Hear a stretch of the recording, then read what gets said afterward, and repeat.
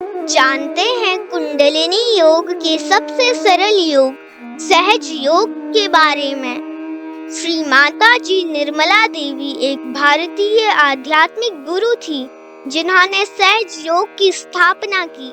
सादर अभिनंदन। आज हम योग के बारे में बात करेंगे।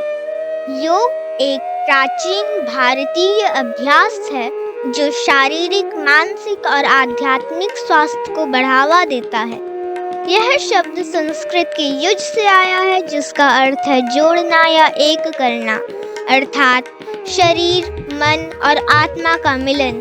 योग में आसन, प्राणायाम, ध्यान और दार्शनिक शिक्षाएं शामिल हैं। योग के कई प्रकार हैं, उनमें से कुछ मुख्य योग हैं: हठ योग, राजयोग, भक्ति योग, कर्म योग, ज्ञान योग और कुंडलिनी योग। आज हम जानेंगे कुंडलिनी योग के बारे में। कुंडलिनी योग एक प्राचीन तांत्रिक योग परंपरा है जो मानव शरीर में सुप्त ऊर्जा कुंडलिनी शक्ति को जागृत करने पर केंद्रित है। यह शक्ति रीढ़ की हड्डी के आधार में मूलाधार चक्र में सर्प के रूप में कुंडली मारकर सुप्त अवस्था में रहती है। कुंडलिनी योग का लक्ष्य इस शक्ति को सुषुम्ना नाड़ी के माध्यम से ऊपर की ओर ले जाना है, जो 7 चक्रों मूलाधार, स्वादिष्ठान, नाभि, अनाहत, विशुद्धि, आज्ञा और सहस्त्रार को सक्रिय करता है। यह प्रक्रिया आत्म साक्षात्कार और आध्यात्मिक जागृति की ओर ले जाती है। अब बात करते हैं कुंडलिनी योग के लाभ के बारे में। कुंडलिनी योग के मुख्य लाभ हैं शारीरिक स्वास्थ्य में सुधार जैसे लचीलापन, ताकत और रक्त संचार, मानसिक शांति मिलना, तनाव और चिंता में कमी, एकाग्रता में वृद्धि और इससे आध्यात्मिक विकास भी होता है। अब जानते हैं कुंडलिनी योग के सबसे सरल योग सहज योग के बारे में।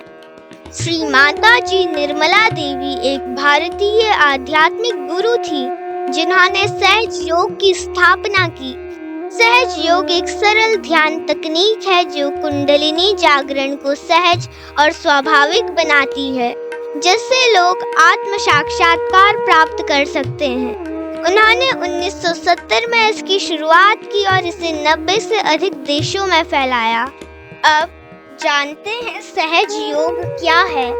सहज योग का अर्थ है सहज यानी स्वाभाविक और योग यानी आत्मा का परमात्मा से मिलन। यह तकनीक सभी धर्म, जातियों और राष्ट्रीयताओं के लोगों के लिए खुली है और पूरी तरह निःशुल्क है। श्री माता जी ने इसे आत्म साक्षात्कार का जन्म सिद्ध अधिकार बताया जो बिना किसी भुगतान के प्राप्त किया जा सकता है। अब बात करते हैं सहज योग की विशेषता कुंडलिनी जागरण के बारे में। श्री माता जी ने कुंडलिनी को एक माँ के रूप में वर्णित किया जो धीरे और सुरक्षित रूप से जागृत होती है। यह शक्ति सुषुम्ना नाड़ी के माध्यम से चक्रों को पार करती है और सहस्त्रार चक्र तक पहुंचती है, जिससे निर्विचार समाधि और आत्मबोध प्राप्त होता है। कुंडलिनी को प्रेम की विकासवादी शक्ति कहा गया, जो हमारी स्वतंत्र इच्छा का सम्मान करती है और नुकसान नहीं पहुंचाती। सहज योग में 3 नाड़ियां ईड़ा, पिंगला, सुषुम्ना और 7 चक्रों पर ध्यान दिया जाता है।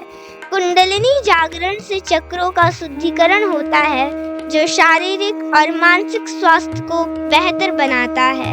अब जानते हैं इसकी ध्यान की प्रक्रिया को। सहज योग में आसान मुद्रा में बैठकर ध्यान किया जाता है। अभ्यास के दौरान साधक को सिर और हाथों में ठंडी हवा का अनुभव हो सकता है जो कुंडलिनी के प्रभाव का संकेत है।